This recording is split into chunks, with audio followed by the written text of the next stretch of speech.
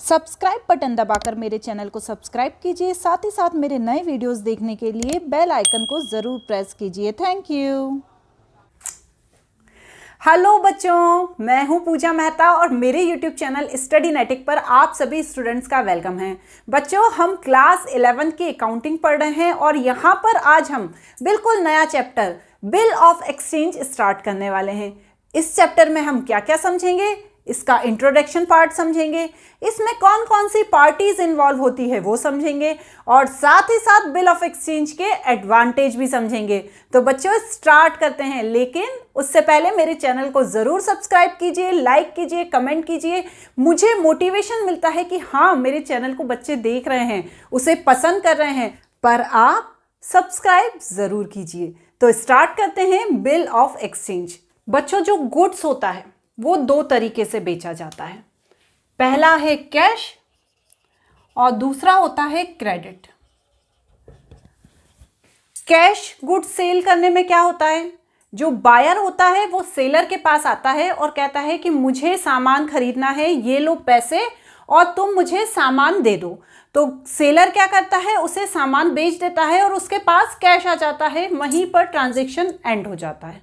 लेकिन जब credit sale होती है तो क्या होता है, जो बायर होता है वो सेलर के पास आता है और कहता है कि मुझे ये सामान दे दो, लेकिन इसका पैसा मैं तुम्हें अभी नहीं दूंगा, इसका पैसा मैं तुम्हें कुछ समय बाद दूंगा और इस बात का मैं प्रॉमिस करता हूं। तो क्या सेलर सिर्फ बायर के प्रॉमिस करने पर ही उसे उधार सामान दे देता है? बताएं। इसका हम एक एग्जाम्पल लेंगे। हम सपोज करते हैं एक बुक सेलर है, उसका नाम है रोहित। ठीक है, ये हटा देती हूं मैं। एक बुक सेलर है, उसका नाम है रोहित। उसके पास एक बायर आता है, उसका नाम है नमन। ठीक है, बुक सेलर कौन है? रोहित। और बायर कौन है? नमन। अब नमन रोहित से कहता है कि मुझे क्लास 11th की ऑल सब्जेक्ट्स की बुक दे दो। ठीक है, वो सारी बुक्स कितने की हैं? 5000 की। ठीक है ना। तो नमन बायर है, वो सेलर के पास जाता है, रोहित के पास, और कहता है मुझे क्लास 11th की सारे सब्जेक्ट्स की बुक्स दे दो। टोटल बुक्स होती हैं 5000 की। लेकिन साथ ही साथ नमन ये कहता है कि मेरे पास अभी पैसे नहीं हैं, मैं तुम्हें ये 5000 रुपये 1 महीने बाद दूंगा। ठीक है। अब रोहित जो होता है वो बड़ा टेंशन में आ जाता है, क्या पता देगा कि नहीं देगा, मैं तो जानता भी नहीं हूं नमन को, कैसे मैं मान लूं कि वो मुझे 1 महीने बाद 5000 रुपये दे देगा। ऐसी स्थिति में क्या होता है, जो ये रोहित होता है ये एक डॉक्यूमेंट तैयार करता है। इस डॉक्यूमेंट में वो क्या करता है, सारी डिटेल, कौन कौन सी डिटेल, कौन सी बुक्स खरीदी है, कितने रुपए की बुक्स खरीदी है, कब पैसा वापस देने की बात नमन कर रहा है, ये सारी डिटेल इस डॉक्यूमेंट में लिखता है। ठीक है, इस पर रोहित भी साइन करता है, इस पर नमन भी साइन करता है, दोनों इस पर साइन करते हैं और ये डॉक्यूमेंट जो होता है उसे कहते हैं हम बिल ऑफ एक्सचेंज। क्लियर हुआ ना? क्योंकि भैया वो उधार सामान देने की और लेने की बात तो चल रही है, लेकिन रोहित को तो विश्वास नहीं है ना कि नमन पैसा दे देगा। तो इस स्थिति में जो ये रोहित है, ये रोहित तैयार करता है बिल ऑफ एक्सचेंज। ठीक है ना, जो सेलर होता है वो तैयार करता है बिल ऑफ एक्सचेंज, जिसमें वो सारी डिटेल लिखता है। अब यहां पर एक स्टाम्प भी लगा रहता है। ये स्टाम्प क्यों लगा रहता है कि इन केस जो ये नमन है 1 महीने बाद जो इसने देने का प्रॉमिस किया है, यदि वो ये नहीं देता पैसे, तो हम कहां पर जा सकते हैं? हम मतलब कौन?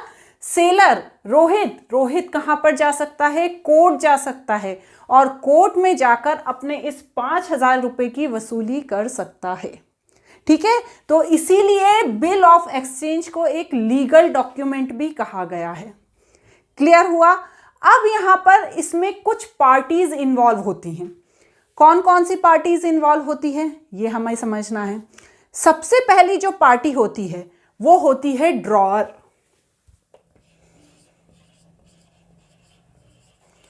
दूसरी पार्टी कौन सी होती है? ड्रॉई।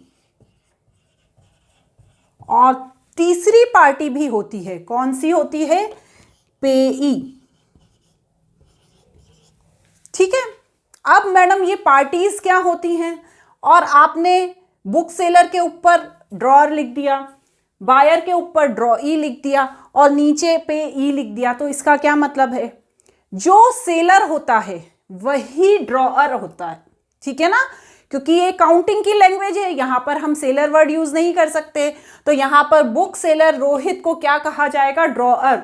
बिल ऑफ एक्सचेंज कौन तैयार करता है? ड्रॉअर तैयार करता है। पेमेंट करने वाला मतलब जो बायर है जिससे पैसा लेना है वो कौन है? ड्रॉई है। अब तो फिर मैडम ये पेई कौन है? पेई को समझने से पहले हमें एक चीज और समझनी होगी। हम सपोज करते हैं कि दीपक पेई है, ठीक है ना, हमने पेई का नाम दीपक रख दिया, हमने सेलर का नाम क्या रखा था? रोहित, बायर का नाम रख दिया था हमने नमन, और पेई का नाम रख दिया हमने दीपक। ठीक है, अब ये जो दीपक है और ये जो रोहित है, रोहित को 5,000 रुपए दीपक को देने हैं। कब? After 1 month.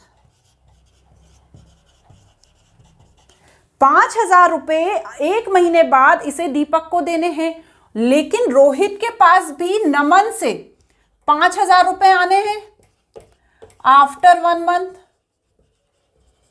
अभी हमने देखा ना 5,000 की उसने बुक्स खरीदी और बोला कि भैया मैं 5,000 रुपए 1 महीने बाद दूंगा, तो 1 महीने बाद ये 5,000 रुपए रोहित के पास आ जाएंगे, और ये 5,000 रुपए ये वाले नहीं होंगे और पहले के कभी 5,000 रुपए 1 महीने बाद ही उसको दीपक को देने हैं।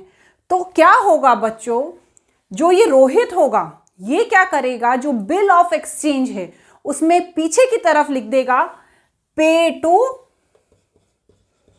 दीपक। तो क्या होगा कि ये जो नमन है ये 5,000 रुपए रोहित को ना देकर ये 5,000 रुपए डायरेक्ट किसको देगा? दीपक को। क्यों? कौन इतना घूम के पहले रोहित ले फिर वो दीपक को दे? इससे अच्छा है कि डायरेक्ट नमन दीपक को दे दे, बात ही खत्म हो जाए। समझ में आ रही है ना बात आपको?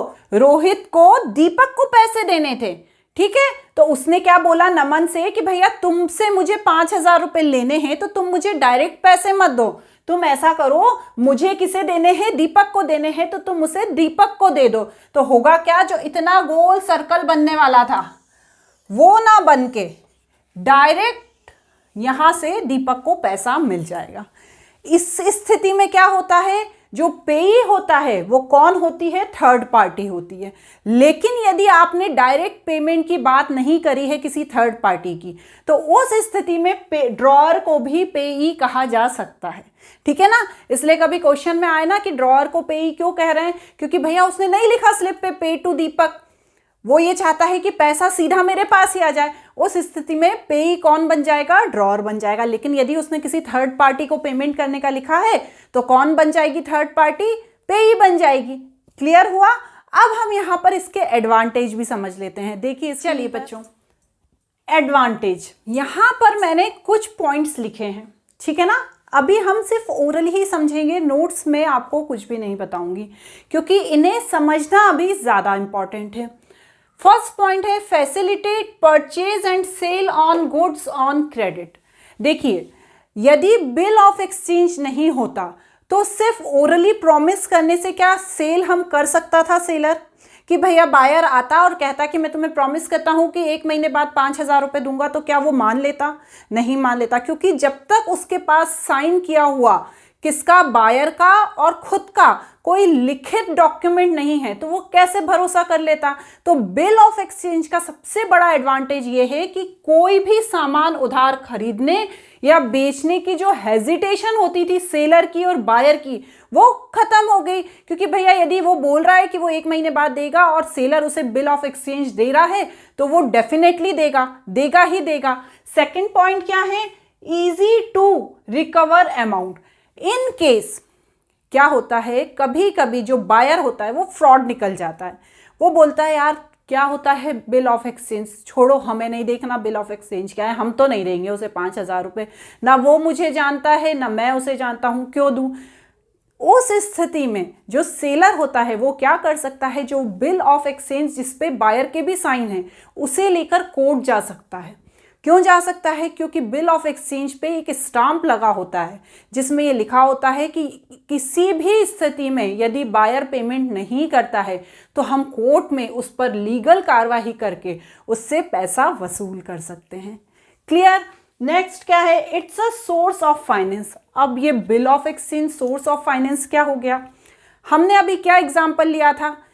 अब जो रोहित था उसने क्या किया था, 5,000 की बुक्स बेची थी नमन को, बिल ऑफ एक्सचेंज इशू हुआ, दोनों के सिग्नेचर हुए। अब 5,000 देने की बात हुई 1 महीने बाद, लेकिन जो बुक सेलर है उसे 5,000 रुपये की अभी ज़रूरत पड़ गई। ये तो बहुत छोटे से अमाउंट का एग्जाम्पल है, ऐसा बड़ा अमाउंट भी हो सकता है। इन केस उसे 5,000 रुपये की ज़रूरत पड़ गई तो वो बिल ऑफ एक्सचेंज लेकर कहाँ जा सकता है, बैंक जा सकता है, और उस बिल ऑफ एक्सचेंज के बदले बैंक से लोन की मांग कर सकता है कि हमें इस पैसे की आज ज़रूरत है, हमारे पास पैसा 1 महीने बाद आएगा, जब 1 महीने बाद हमारे पास पैसा आएगा तब हम बैंक को वो पैसा चुका देंगे। तो बैंक उस बिल ऑफ एक्सचेंज को मानते हुए उसे वो लोन 5,000 का, 5,000 तो अमाउंट काफ़ी छोटा है, वो लोन किसको, बुक सेलर को इशू कर देती है। इसलिए बिल ऑफ एक्सचेंज को क्या कहा गया है, सोर्स ऑफ फाइनेंस। नेक्स्ट है एंडोर्समेंट। एंडोर्समेंट क्या होता है, जैसा कि मैंने आपको समझाया इसमें 3 पार्टीज होती हैं, ड्रॉअर, ड्रॉई और पेई। तो यही चीज एंडोर्समेंट कहलाती है। जब बुक सेलर या कोई भी सेलर अपने बिल ऑफ एक्सचेंज पर पीछे लिख देता है कि पे टू दीपक या pay to someone else, third party का नाम वो अपने बिल ऑफ एक्सचेंज के पीछे लिख देता है, तो उस स्थिति में उसे एंडोर्समेंट कहा जाता है। तो यही इसका 4th पॉइंट है। 5th है सर्टेनिटी टू पेमेंट। देखो जब तैयार होता है ना बिल ऑफ एक्सचेंज तो उसमें हर चीज़ मेंशन होती है कि इस जगह इतने रुपए इस डेट पर पेमेंट करना है। आप उसमें किसी तरह का कोई चेंज नहीं कर सकते कि यार बायर आया, अब उसने बोला कि हम इस डेट को देंगे, वो बोल रहा है नहीं हम इस डेट को नहीं देंगे, हम 4 दिन बाद देंगे। नहीं, उसने जो डेट लिखी है उसी डेट पर उसे पेमेंट करना पड़ता है। यही इसका 5th पॉइंट है, सर्टेनिटी टू पेमेंट। नेक्स्ट है वैलिड एविडेंस ऑफ डेब्ट। जैसा कि मैंने बताया बिल ऑफ एक्सचेंज पर क्या बना होता है, स्टाम्प बना होता है। तो क्या होता है, ये वैलिड एविडेंस माना जाता है किसका, उधार देने का। यदि वो नहीं देता है बायर तो हम कहाँ जा सकते हैं, हम कोर्ट जा सकते हैं और कोर्ट के थ्रू अपना पैसा वसूल कर सकते हैं। इन्हीं एडवांटेजेस के कारण अकाउंटिंग में बिल ऑफ एक्सचेंज को बहुत ही इंपॉर्टेंट माना गया है। आज के टाइम में तो बिल ऑफ एक्सचेंज की हम बात करते हैं, पुराने ज़माने से ये बहुत पहले से चला आ रहा है। पहले तो इतनी अकाउंटिंग थी नहीं, पर फिर भी उधार लेन देन चलता था। तो क्या होता था, जो बेचने वाला होता था वो हुंडीज इशू करता था, और वो हुंडीज बिल ऑफ एक्सचेंज का ही एक रूप होती थी, पर वो हिंदी में होता था। जो बड़े बड़े बही खाते लिखे जाते थे या बहुत सारी चीज़ें ऐसी होती थी जो पहले भी होती थी लेकिन उनका नाम चेंज होकर आज यहाँ पर कुछ और हो गया है। इसलिए बिल ऑफ एक्सचेंज बहुत ही इंपॉर्टेंट है अकाउंटिंग में। अब हम हमारे नेक्स्ट वीडियो में इसके आगे का पढ़ेंगे। आपको मेरा ये वीडियो कैसा लगा मुझे ज़रूर बताइएगा। चैनल को सब्सक्राइब करना मत भूलिए। Thank you.